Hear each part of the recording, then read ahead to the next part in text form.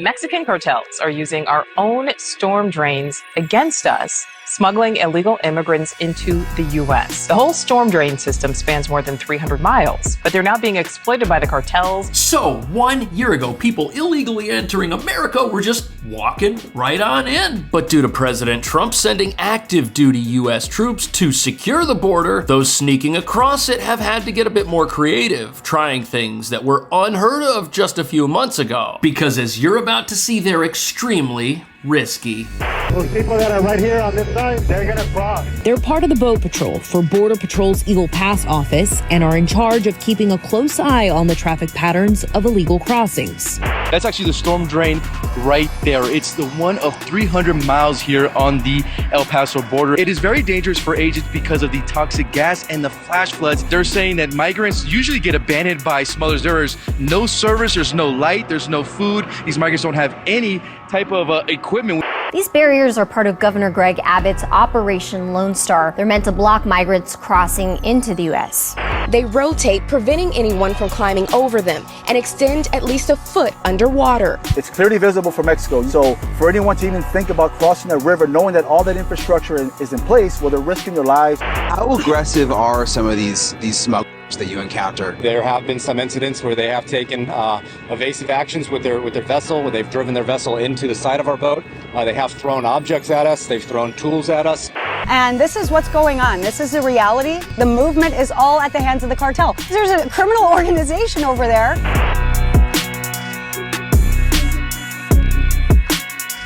So Texas, they built this river wall right here, but last year the federal government sued to try to get them to take it down. Which means stuff like this must be working, but what nobody's talking about is that as the border locks down, creative and crazy ways to get through it, they're just going to become more common. And we're not just talking about river crossings in potentially turbulent waters with zero lifeguards in sight. Gangs are now using drain pipes, pieces of U.S. infrastructure they access, in order to send their clients miles underneath the border to try and get around it. In many cases, abandoning them with nothing but the promise of continued extortion for their exorbitant fees if those folks make it successfully into America. And these gangs, they're not some humanitarian organization.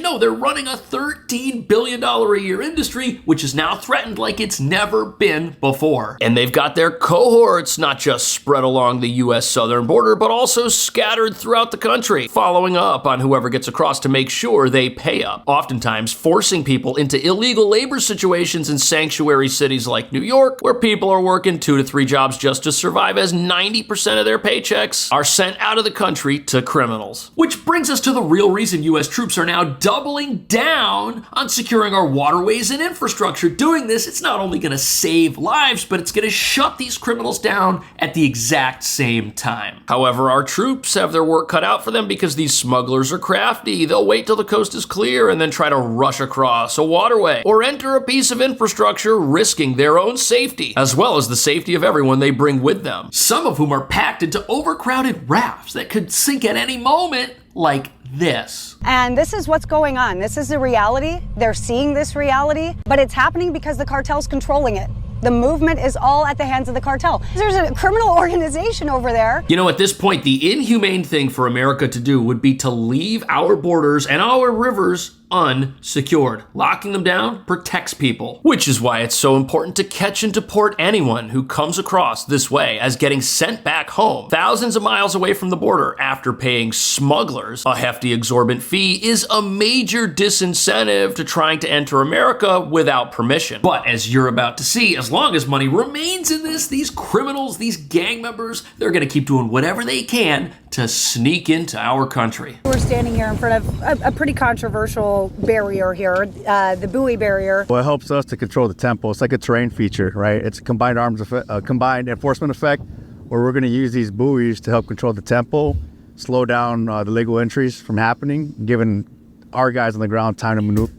So the agent right here just called this buoy barrier a terrain feature. It's a natural obstacle that exists in a place where you can't have a wall, where folks were coming across in the past. And maybe when water's low, you could climb over something like this because it's practically on the ground. But if water's up to your chest, This thing sticks up really high, you're not going to be able to make it over, and it stops boats from coming across as well. But as you're about to see, barriers like this, although they may keep things from getting too out of control at the border itself, where you happen to have something like a waterway that's easily crossable, their existence is forcing criminals to come up with new ways of getting through the border, like commandeering existing US infrastructure. But because of things like this water barrier, massive numbers of people cannot be ferried across all at once. Oh no, this is drastically cutting down on the numbers of folks that enter the country without permission. And when you add to that deportation consequences 10 times worse than they were before, with people getting sent back to their country of origin, you create the first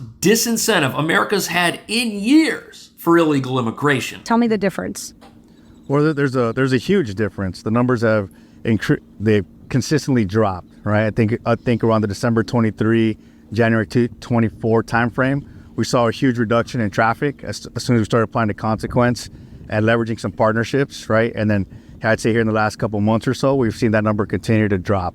So apparently at these rivers, things are looking a lot better than they did just a few months ago. But the problem is the large numbers of people that were crossing in the past helped build a $13 billion a year industry run by gangs bringing people into the country illegally. And those individuals do not want there to be consequences for unlawful immigration at all. And before we get to how these gangs are taking over drain pipes, you've got to understand that they've got allies inside America that are working to help them accomplish their goals. Like these judges who are trying to put a stop to the idea of deportation flights. They don't like the fact that these things are a disincentive for illegal immigration, which they want to keep going for some reason. Maybe they're confused. And if someone's caught entering the country around here and they're put on a plane and they're sent tens of thousands of miles away back to where they started, financially that shuts down all illegal immigration, because as people move through Central and South America, they've got to pay different criminal organizations all the way up until they get to the border. This takes all the money out of it. But sadly, there's still enough money in this business that these gangs have come up with a new, very risky way to bring people under the border. Mexican cartels are using our own storm drains against us, smuggling illegal immigrants into the U.S. Take a look at part of the tunnel system. This is in El Paso, Texas. The whole storm drain system spans more than 300 miles, and they were designed to manage stormwater. But they're now being exploited by the cartels and putting migrants' lives in danger. So this system that they've got now, accessing these tunnels, sneaking people miles underground, it's always existed, but it's become a lot more popular in the last 6 to 8 months. And since then, specialized Border Patrol teams have engaged in a battle of sorts, stopping these smugglers when they find a way into something like a massive underground pipe and send people through it, telling them that America is on the other side. Border Patrol's made great progress securing these, putting covers on some of the entry points, but that's not always an option because some of these things are absolutely massive. And since they're to prevent flooding and water and debris pass through them, they can clog if you block them off. Which is also why entering one of these things is a terrible idea, even for trained professionals. Just exited one of the storm drains that was being inspected by Border Patrol agents. That's actually the storm drain right there. It's the one of 300 miles here on the El Paso border. And Nicole, there's a specialized Border Patrol unit that has to patrol these storm drains. That's how dangerous this job is. It's a controlled space entry unit known as CSET. This team is specialized in patrolling these type of storm drains in these very tight spaces. It is very dangerous for agents because of the toxic gas and the flash floods inside those storm drains. And we were inside there right now, Nicole. It's extremely hot. You get claustrophobic. It's just very bad.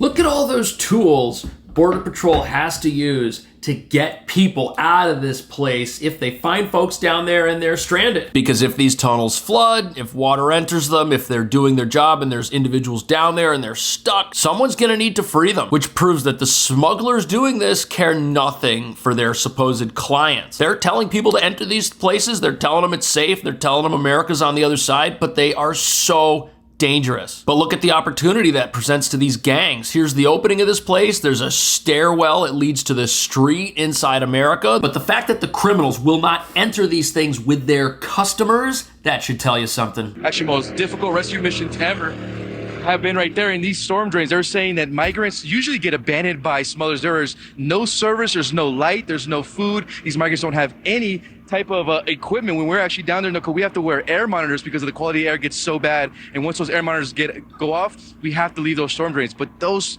migrants don't have those options. And once again, just to highlight, this is why stopping illegal immigration saves lives. Nobody should be walking around in these drain pipes because it's extremely treacherous and hazardous. You can't even call for help if something goes wrong. You're totally dark, off the grid. Yeah, look at this. Cartels and smugglers are offering this as sort of a VIP package for people who want direct access into the country. This report says some people have been charged as much as $15,000. As of June 2024, it was discovered that 1,000 people were coming through these tunnels every single month. But think about this for a second. You're gonna have to be in the best shape of your life to come through one of these drain pipes, which probably means very few women and children, if any, are coming through this way. It's all gonna be young, in shape men. A lot of them could be gang members or other very dangerous individuals. That's why they have to wear the air monitor. So you have all these elements and challenges. The worst part, Nicole, that agents were telling me is that if one of their agents required some type of distress call or needed a rescue, there is no cell phone service. So essentially that agent will have to come out of the storm drain, communicate that with their team, and then go in there and rescue it. This team is so specialized in this storm drain patrol that if there is a migrant distress call, a Border Patrol agent cannot go in there unless a member of that CSET team is there to go in there, and they at least require 3 members just for safety. But once again, Nicole, it's extremely dangerous. I mean, just like the confined spaces, some of the... Okay, so let's back up a little bit here. Look at this place. If you twist your ankle in one of these things and you're 100 miles into this tunnel, you could be down there for a very long time. And Border Patrol agents, they've got physical fitness standards, but they can't even go in by themselves. They need this specialized team that's got the right equipment to go with them. And these are 3-man jobs. That's how tough this environment is. And we just heard how these gang members abandon their customers, sending them into these places, promising them that there's someone waiting for them on the other end. But even though they might not have the guts to go into one of these tunnels, apparently, because the border is now being locked down, when these gang members and criminals do encounter our troops at the border, they get confrontational. That despite numbers being low, the concern here is that assaults on agents are going up and that the smuggling and issues with the cartel are also going up. Violence against agents is something that they're seeing more of and there's more concern of. So that is something that they're prepared for, and that is why we're seeing such a large presence down here. But that buoy barrier, the posture of the Mexican National Guard, and the very high visibility posture on the U.S. side is very different from what we saw in the past. And a big reason for that is President Trump wants... So what we're seeing here is what happens when you separate a criminal enterprise from its method of making money. That's why this is going on. And you've got the so-called immigrant advocate crowd who knows nothing about what's happening at the border saying, oh, it's overkill to send all these troops to the border. Oh, this is gonna frighten people. It's wrong. It's so inhumane. No, what's inhumane is what these smugglers and these gangs are putting people through. But because these smugglers are getting so much help from factions inside America who don't like the idea of keeping people safe and closing the border, they're now finding willing accomplices on the US side of the border. Look at this, a 16-year-old kid was seen on surveillance video approaching the border wall and trying to shove a duffel bag through that wall, which contained weapons. You just had a guy from Arizona get sentenced to 71 months for transporting hundreds of people through the country illegally. People found Snapchat messages and posts where he gloated about what he was doing. The individuals that people are unknowingly assisting, they're not nice guys. No, in fact, they're the worst of the worst. They do comply with what we need them to do, but there have been some incidents where they have taken evasive actions with their vessel, where they've driven their vessel into the side of our boat. They have thrown objects at us. They've thrown tools at us. This is one of the guys right that you saw there was one of the guys that they picked up recently, actually a known gang member that they... These are not good people. These are not the best and the brightest at all. These are criminals, and what they're doing is wrong. And waterways like rivers and infrastructure pieces like drain pipes, those aren't the only ways these criminals are trying to come into the country. And these tattooed gang members are out there on the water dueling with the Coast Guard. And even though there have been drops in all forms of illegal crossings, water-based crossings seem to be holding, because although it is much harder to enter the country this way, putting troops at the border and stocking it full of tanks and helicopters is doing a lot of good by completely shutting down what was the main way people were coming in. Yet just a few months ago, these criminals were making billions of dollars. What do you think they're gonna try next? Is there anything we can do to get ready for them? And is it correct to look at this as a money